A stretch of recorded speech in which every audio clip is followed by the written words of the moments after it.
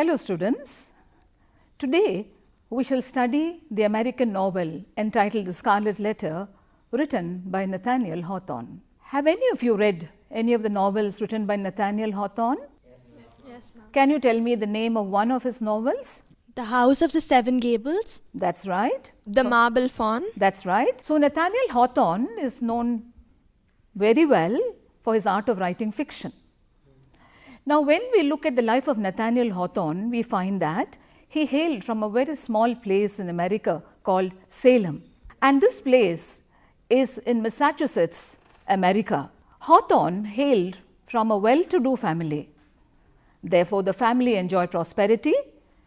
But after the sudden death of his father as a sea captain, the family was left in poverty. Hawthorne himself refers to this condition as the dark and dreary condition of his life. Now, when we look at the life of Hawthorne, you find something very interesting. That is, the man himself had a cheerful temperament. He was very poised, very introspective, but when you look at his writings and when you learn the nature of his writings, you find that there is a contradiction. Now, some of you might ask me, what is a contradiction? Well, the contradiction is that in his writings, he appears quite gloomy. He appears quite pensive. Why would he do that? In the present novel, which we are going to study shortly, he depicts the life of the Puritan community in America. Is any of you familiar with the word Puritan in some context? Well, Puritan is the term that refers to the radical Protestants who originated from England in the 17th century.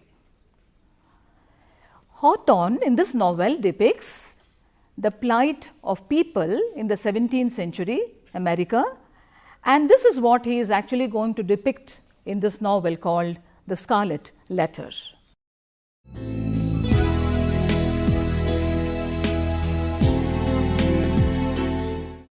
Now, when we are trying to study the Scarlet Letter, it is good for us to know a little bit of the background of the novel. When literature first happened in England during the time of Chaucer, the literary genre that was normally used was poetry. You can all write down poetry because that was the first genre used by English writers, later used by American writers, and now by writers all over the world. After poetry, you find the drama flourished. Drama flourished, and I am sure many of you know, you have heard about the Shakespearean drama. Have you heard about Shakespearean drama? Yes, you know Shakespeare is the best and the most prolific writer in English. So, drama during the time of Shakespeare also enjoyed royal patronage. It enjoyed royal patronage. Now, you find that the third genre is coming up, and that is called the novel. So, when we study the Scarlet Letter, we are studying a literary genre called the novel. Okay? Now, we shall look at the various types of novels. Most of you read novels. The first kind of novel that we shall look into is called the novel of incident. So, you have the novel called the novel of incident, which deals with events. In this kind of novel, the plot, the storyline becomes very important because you must have a number of events packed into the novel. Another kind of novel is called the novel of character. The novel of character is a novel that highlights or gives importance to characterization. In this kind of novel, events and incidents become secondary, and the development of character becomes very important. Okay? The third type of novel is what we call the sociological novel.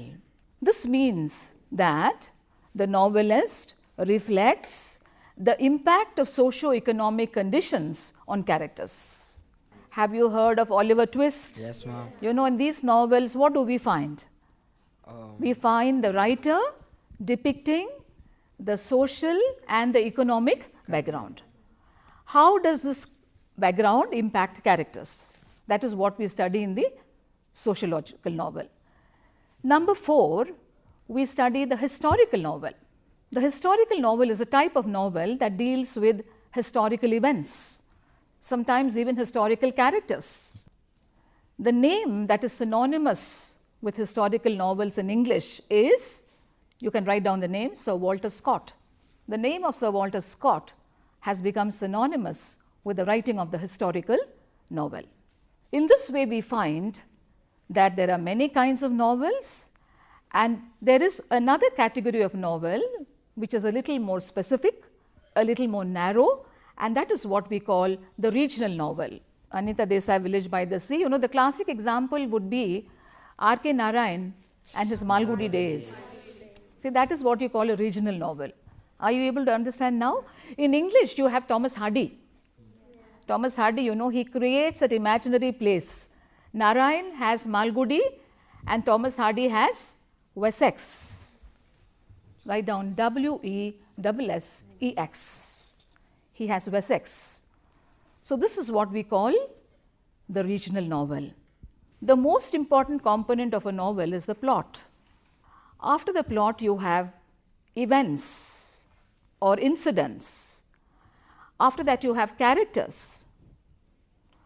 And very often, the novelist might include a particular message. This is what we call a didactic novel. What is a didactic novel? It is a novel that has a message for the reader. Today, of course, because we are living in an age of postmodernism, it might not be fashionable, for the novelist to have a message. Most postmodernist novels that we read have an open-ended conclusion, where the reader is free to interpret the conclusion of the novel.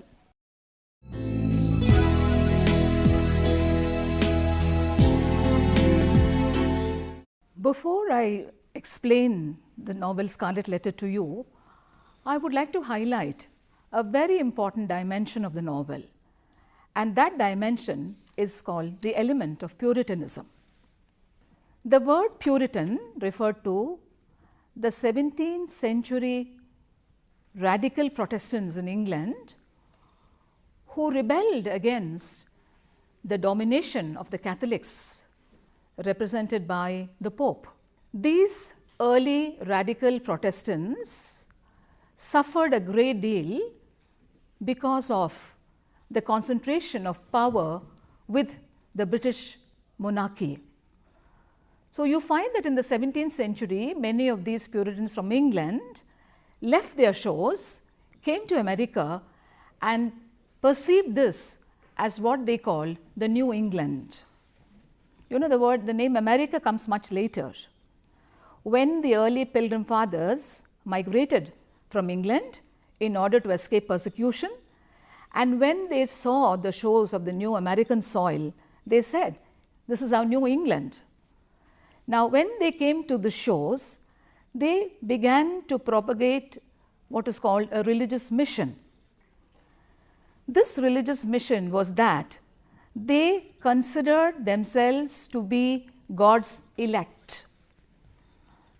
They felt that they were God's chosen people, and it was God's blessings that they came to the shores of America. And here, after a period of time, they found a great deal of prosperity. Puritans refers to a group of people who adhere or cling to a very strong and a strict moral and religious code. These early Puritans believed that it was their duty to cleanse religion, to cleanse the people's beliefs and to make it very strict. Now, these Puritans have a very interesting metaphor. The metaphor is that they referred to the Israelites who were persecuted in Egypt by the Pharaoh. They said, we have left England and now we have found a new Jerusalem. They also refer to America as the wilderness Zion. So, they refer to America first as New England, Then they said that they had come out of Egypt, they were going into the New Jerusalem. They also called it the Promised Land. The Promised Land, flowing with milk and honey. So because they had this perception of the new country, they went into America, they established what are called settlements. They established what were called settlements. So in the novel, Hawthorne calls it colonies. So here they began what is called a theocratic society. Have you heard of theocracy? Theocracy is the king and the government leaders are the same. There is no difference between the state and the church. That was how the Puritans maintained their lifestyle in New England. After they had passed the wilderness Zion, after they had come to the Promised Land, now they say that we are going to establish a new country and we will have a theocratic government where the church and state do not get divided, but they overlap into each other.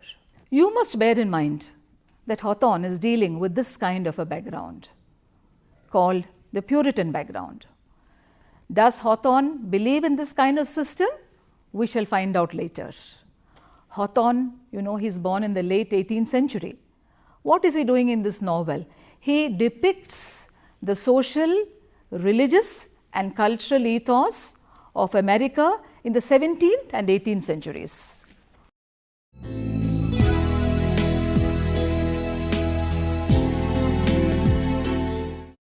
The most important character, what do you call the most important character in a novel? Protagonist. Can you say that loudly, please? Protagonist. So you have the protagonist of the novel, and her name is Hester Prynne.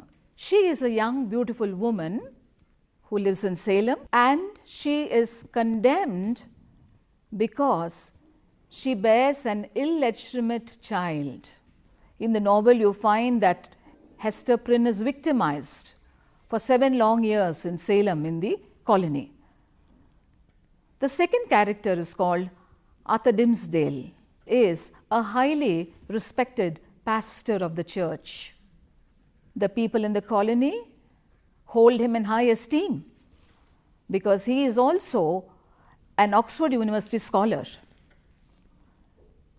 He has sound knowledge of the secular and the religious. Character number 3. His name is Roger Chillingworth. Roger Chillingworth is the estranged husband of Hester Prynne. She has separated herself from this man because she could not tolerate his cruelty. Roger Chillingworth is by profession a doctor. He specializes in medicinal herbs gained from forests. That is Roger Chillingworth. Now you have the fourth character. There is a young girl and her name is Pearl.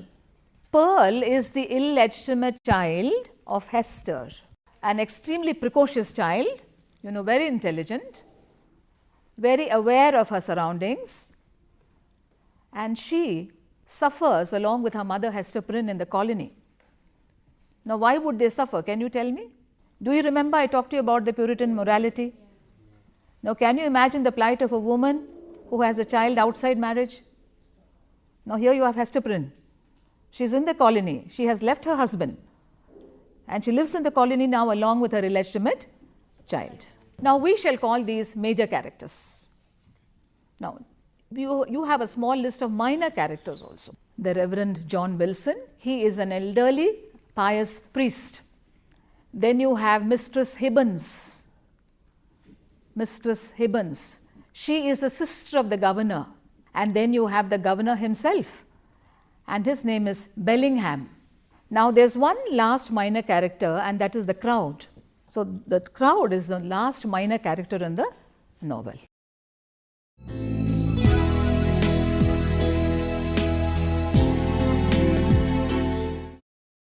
The plot of the novel is set in the year 1672. We now look at a small place named Salem. We look at a young woman pushing her way through the crowd in the marketplace. And this young woman is Hester Prynne. She is pushing her way through the people in the marketplace, along with her daughter Pearl, who is now 3 months old. She is a mere infant of 3 months. A scaffold is a temporary platform, a makeshift platform. So Hester, along with her infant, is making her way through the crowd, and this crowd is making fun of Hester. They are jeering her, they are mocking her, because they all know that she is guilty of adultery. In this colony, nothing is kept secret. It's very much like the villages of our country, You can't keep anything a secret for long. An old woman in the crowd, looks at Hester and comments loudly, saying that this woman is such a sinner that a hot burning rod should be placed on her forehead. Hester hears all this. She feels very, very hurt inside, but she puts on a brave front because she thinks of the child in her hands. The letter A is embroidered on the dress worn by Hester Prynne. What does A stand for? A stands for adultery. The people in the colony now know that Hester has committed the sin of adultery. They know she is a married woman. They know she has left her husband. She has now come to the colony. She has an illegitimate child. They are all curious to know the paternity of the child. She stands on the scaffold with the infant in her arms, and then the second character called Arthur Dimmesdale, the pastor, he asks her in full view of the people, who is the father of your child? Hester refuses to answer that question. She keeps quiet. So everybody is disappointed because they hope that this girl will reveal to everyone who the father of her child is. Now in the crowd you find Roger Chillingworth. You remember the estranged husband of Hester, a doctor by profession? How did he make his way into this colony? Well, he comes disguised. He disguises himself. Why does he do that? Because after Hester leaves him, he becomes very revengeful. He wants to take revenge. He wants to find out the paternity of his ex-wife's child. So when Hester stands on the platform and when she looks, she is able to see Roger Chillingworth, her ex-husband. Now how will she react? She keeps absolutely silent. In the next section of the novel you will find Hester visiting the house of the governor. Can you tell me the name of the governor? Bellingham. Hester goes to the house of Governor Bellingham because it has now been decided that she is unworthy to bring up her daughter. Arthur Dimmesdale intervenes and he pleads with Governor Bellingham not to separate the child from its mother on grounds of clemency.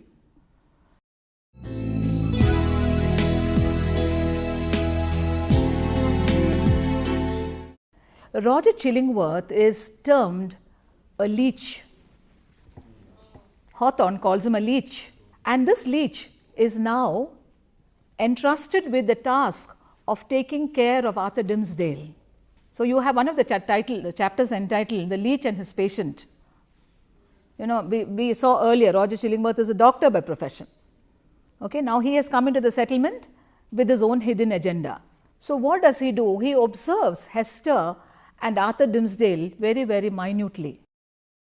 He observes them because sometimes he gets a little clue that perhaps Arthur Dimmesdale could be the father of Pearl. Now what actually happens in the novel is that Pearl is the child of a sexual encounter between Hester Prynne and Arthur Dimmesdale. Now this has happened in a moment of weakness. When Arthur Dimmesdale was consoling Hester about the fact that she has left her husband behind, they developed feelings for each other. And Pearl is the result of that union. Roger Chillingworth suspects this, and in order to confirm his suspicion, he watches constantly Hester and Arthur Dimmesdale very, very closely. Arthur Dimmesdale is a very sensitive man. He feels very pained when he sees Hester suffering in public, but unfortunately he doesn't have the courage to own up his sin in public. So what does he do? Now he evolves a strategy whereby he suffers in private. So in the quiet of his room, he beats himself and he has the letter A inside his shirt. You know, the difference between Hester and Arthur is that while Hester is compelled to wear the letter A outside, Arthur Dimmesdale wears it inside his shirt. And in the novel, you find him constantly placing his hand over that letter A. That is why he suffers in private. You know, both of them are very suspicious about this man. They know that he is evil. In fact, Roger Chillingworth symbolizes the devil in the novel. Now let us look at Pearl. Pearl lives with her mother in the colony for 7 long years. When you first see Pearl, she is just 3 months old. Later you see her when she is 3 years, and then again you see her when she is 7. Pearl, as I told you earlier, is a very, very precocious child. She understands that there is something very wrong in her mother's actions. She doesn't understand the seriousness. She doesn't even understand the meaning. But in her own precocious manner, she knows that there is a connection between the letter A, her mother, and the Puritans. So often, you know, she would indulge in some kind of peculiar games where she would imagine that the trees are Puritans, and then she would take a stick and she would just beat those trees. You know, she has got a kind of a subconscious, a hidden anger. She is not able to explain it, but she has got that hidden anger, and this is how she indulges in very strange games. A very peculiar fact about Pearl is that she does not like her mother even to remove the letter A for a minute. Sometimes when Hester has to wear another dress, you know, this girl insists.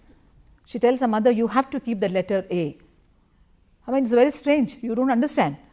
But perhaps this is how the mind of a child works. I am sure you have observed children, you know, and it's difficult for adults to understand how the mind of a child works.